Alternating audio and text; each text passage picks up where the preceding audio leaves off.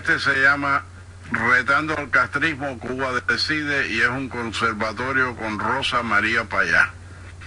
Es este jueves 16 de marzo a las 6 en el West State Regional Library, 9445 Coral Way, Miami, Florida. El moderador va a ser Julio Mechini y la única panelista va a ser Rosa María Payá, presidente de la Red Latinoamericana de Jóvenes por la Democracia. Va a ser una especie de conversatorio. Con preguntas. O sea, yo le voy a hacer como 5 preguntas para que... Déjame decirte, yo la admiro mucho a ella. Cuando la conocí en persona me sorprendió, porque yo la veía en televisión y me parece una mujer bonita, pero más alta, más grande, y en realidad una muchachita, es pequeña. Yo no estoy de acuerdo con los puntos de vista de ella, ni los de Eliezer Ávila. Yo creo que el concepto de hacer plebiscitos en estos momentos que el régimen todavía está fuerte, y quien nos pudiera verdaderamente revisar, Jimmy Carter, o sea, sí, pero fíjate. y Eliezer Ávila, sí, bueno, quiero ir al Congreso, entonces vas al Parlamento cubano, que se reúne 3 días al año para aceptar todo lo que diga la dictadura, y de 700 miembros vas a tener 3 opositores, y entonces Raúl Castro va a decir, mira, tú ves cómo somos democráticos. Tenemos aquí a miembros de la oposición que pueden expresarse libremente. Bueno, mira, cuidado con eso, porque hubo 2 casos, yo no tengo los nombres, ahora no me acuerdo, pero fue que hubo unos casos de hace unos años, que trataron de ir en Cuba, la estructura es llamado poder popular, entonces tú supuestamente te postulas ahí a nivel de cuadra, ¿no? Y por eso ellos dicen que eso es la democracia más perfecta que existe. Y a esos 2 tuvieron la osadía esa, y como digo yo, literalmente los sembraron, no los dejaron ni asomar la cabeza. Yo dudo mucho que a Eliezer Ávila o a cualquiera lo dejen ganar votos en una llamada circunscripción, que es donde se dividen las diferentes estructuras. Y te digo y me atrevo a decirte, el día que eso pase, el que sea, esa es mi opinión, y otras personas pueden tener otra. El que sea elegido ahí, vaya para el Parlamento, es un personaje infiltrado y preparado desde hace largo tiempo por la seguridad cubana. No, yo estoy de acuerdo que si lo aceptan es porque ellos están seguros de él. ¿Por qué? Porque siempre ahora, la seguridad fíjate, siempre ha funcionado así. En el Escambray tú tenías una cantidad de gente tirando tiros, pero tenías un montón de gente que ellos metían ahí, y los metían precisamente para minar esos movimientos. Eso lo hicieron también en las ciudades, cuando fue la revolución. Yo me puse a estudiar periodismo y habían 2 personas ahí de la seguridad infiltradas en mi aula, y yo me di a la tarea de empezar a por los pequeños detalles, darme cuenta que, o sea, eso siempre ha sido una estrategia, y no del comunismo cubano, eso es el comunismo ruso, y de ahí para allá todo lo que tú quieras. Entonces, ¿por qué razón? Que esta es la pregunta que hago para la gente que me esté viendo. ¿Por qué razón de todos esos opositores que ustedes ven ahora, voy a decir los nombres, Rodiles, Antúnez, la misma Rosa María Payá, Eliezer Ávila, el otro, Rafael no sé qué cosa, por qué razón entre todos ellos no pueden haber infiltrado, lógicamente? Y eso es lo que estoy esperando yo. El día que alguno de ellos, que cualquiera, y no estoy diciendo nada porque ahora cualquiera de ellos puede ser un disidente real, ok, y yo voy a estar de acuerdo, pero el día de que cualquiera de ellos gobierne en Cuba, de conjunto con la dictadura y con la tiranía castrista, entonces ese día salgan a decir, viste, ya se están arreglando las cosas en Cuba. Al menos ahora tenemos representación que antes no teníamos. El día que eso pase, esa gente tampoco son disidentes. Esa es la opinión mía. De acuerdo con lo que tú dices, pero Eliezer Ávila dice, bueno, de esta manera yo sabré quiénes votan por mí. Hello, ¿quiénes van a contar los votos? Exacto. Entonces, aunque le voten 100 por él, le dicen, votaron 4, perdiste. Mira, no vayas tan lejos. Fidel y Raúl participaban en esas votaciones primeras, primarias, vamos a llamarle, en una circunscripción. Cada cual tenía una. Creo que Raúl a Raúl creo que lo habían dejado en Santiago.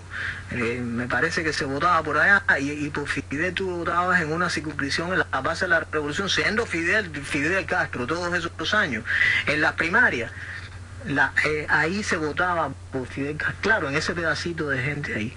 Y eso por supuesto, ahí siempre elegían a Fidel Castro. ¿Te das cuenta? Entonces ese es el brinca y habla, Chiri, pero si no, no te dejamos brinca. Fíjate que le voy a dar la perspectiva a mí en cuanto a esto. Mira, el régimen, o sea, esto es una lucha desigual en el sentido de que tú tienes un Estado dictatorial que tiene no solo los recursos de ellos, tiene el recurso de narcotráfico, tiene el recurso del islamismo radical, tiene el recurso de el petróleo de determinados países, o sea, tienen el apoyo de países que tienen deudas con ¿por qué tú crees que están transportando las armas a Corea del Norte? Para ganar favores, o sea, ellos operan de una forma multilateral precisamente para obtener favores, o sea que es una lucha muy desigual. Fíjate, si el régimen siempre trata de manipular los hechos, que son capaces de hasta tumbar un avión con cubanos dentro y echarle la culpa a un grupo de individuos, y me refiero a lo de Barbados, ¿por qué? Porque les convenía la imagen que iba a proyectar. O sea, entonces, para que veas que hasta en cuestiones de una guerra de violencia, ellos tergiversan los hechos. Entonces, eso... Mira, fíjate, cuando yo estaba en Cuba, que yo era un niño, que vino la última procesión de la Virgen de la Caridad, mataron a un católico, a un militante católico, Arnaldo Socorro. Salió en los periódicos que el tipo era miliciano de la Unión de Jóvenes, todo era mentira. Y le pusieron no me acuerdo si era una escuela, un hospital, Arnaldo Socorro. Claro. ¿Y cuántas manipulaciones hubo con gente que mataron en el Escambray? Personajes de esto, y después le pusieron nombre a las escuelas y cosas, historias que crearon, lo que estabas diciendo de Barbados. O sea, eso es una cosa aquí, y la gente ahí, pues, lo más triste antes de que siga, es que manipularon eso de tal manera que hoy en día, y todo el mundo, tú le preguntas a cualquiera y le dicen, no, este es un terrorista porque tumbó un avión. Claro, por cierto, déjame anunciar esto de que se me olvidó, lo anunció parece. El miércoles que viene voy a tener vía telefónica al doctor Antonio de la Cova, porque hace unos días mencionamos en este programa el Moncada, y yo dije que en el libro de Tony de la Cova se decía que no había habido acuchillados en el hospital, que los muertos en el hospital habían sido 2 personas que se acercaron a la ventana y cogieron balazos del tiroteo en la calle. Después llamó gente diciendo que no, que ellos sabían, que ellos conocían, que se lo dijo su tío, que se lo dijo su padre, de acuerdo. O sea, y lo que hice fue que llamé a Tony, y el miércoles que viene, para quitar todas las dudas, él va a hacer la historia entera en Moncada, que él se pasó 20 años escribiendo el libro. Interesante. Y el libro está fenomenal, él puso bravo a todo el mundo. No, y él ha hecho un gran trabajo de investigación, y tiene lo que podemos llamar un museo cibernético. Sí. La página web de Tony de la Cova es la mejor página en el internet, yo creo, porque tiene todo tipo de historias. Si tú quieres saber los aztecas, los mayas, los chapultepecas, de los fonomemecos, cualquiera ahí está ahí.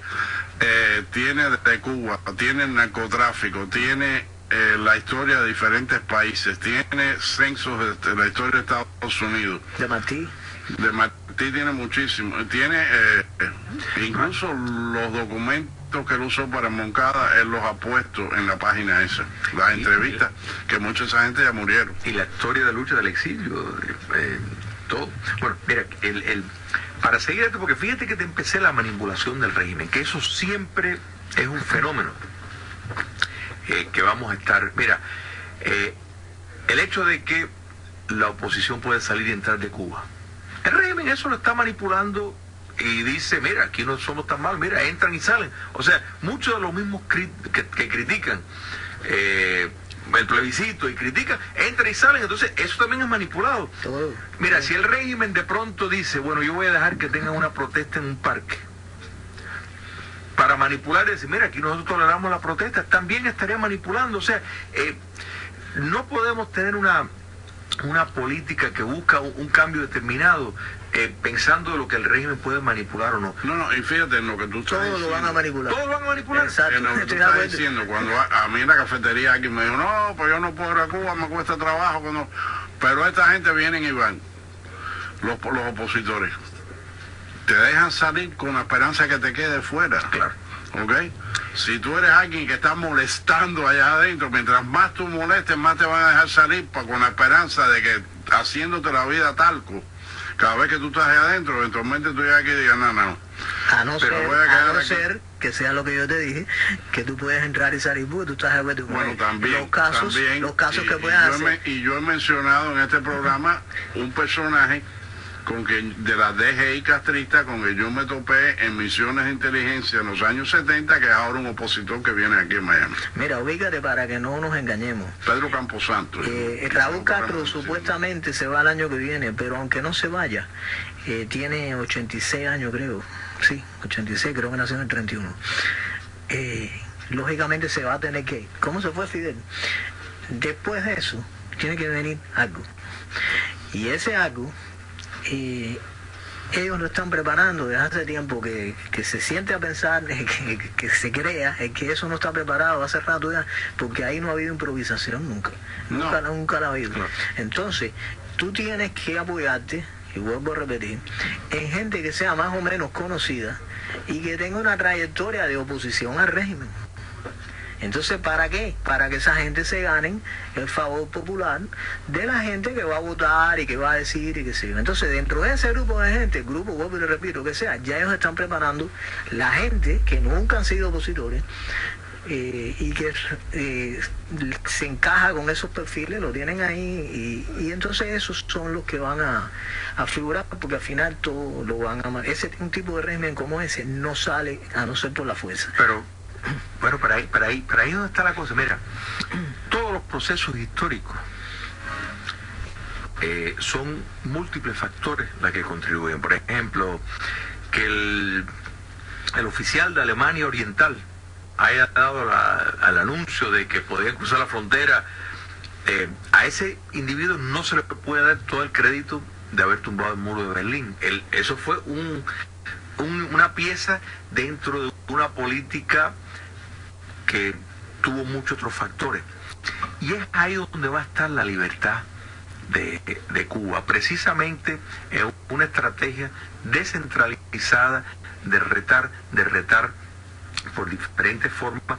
Y concuerdo contigo en lo que interpreto lo que has dicho. El derecho de rebelión, que es un principio democrático sacrosanto, sería la vía más rápida.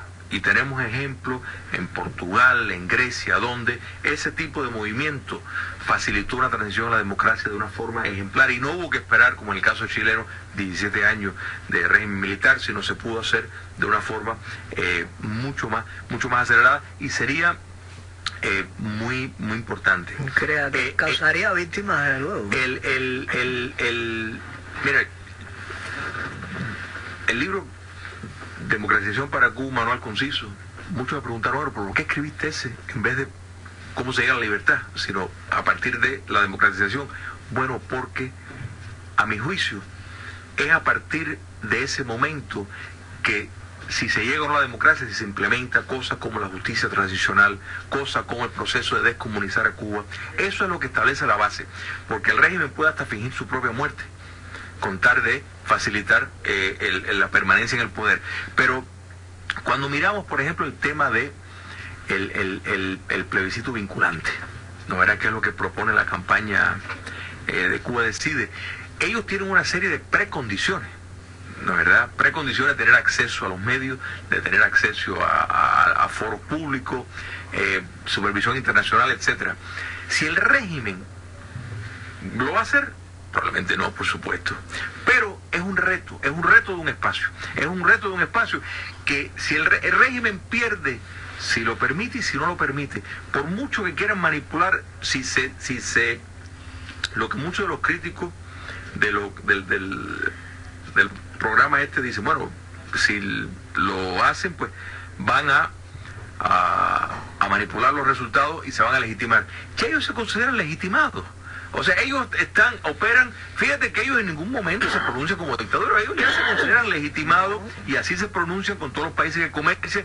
La democracia del mundo, lamentablemente, no los confrontan como deberían. No, sin olvidar la visita de Obama, que acabó de darle el tiro de gracia a eso. Exactamente, es un ejemplo clásico. Al no pedirle absolutamente nada a cambio, al darle el trofeo del reconocimiento diplomático, él tiró no solo en caso de Cuba, el modelo democrático por completo lo sacó del barco y le dijo a cualquier otro país: ustedes pueden ser dictadura, nosotros lo vamos a respetar a ustedes y lo vamos a reconocer.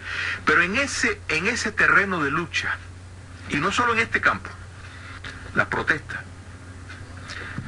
lo que hace la UNPACO en el factor de tener un paralelo social en cuanto a la vida, todo esto son enfoques de lucha, y que el mensaje de que en Cuba no se va a tolerar la impunidad tiene que ser un constante. El régimen es más difícil combatir diferentes frentes, diferentes estrategias. Yo creo que toda estrategia que rete al sistema es favorable.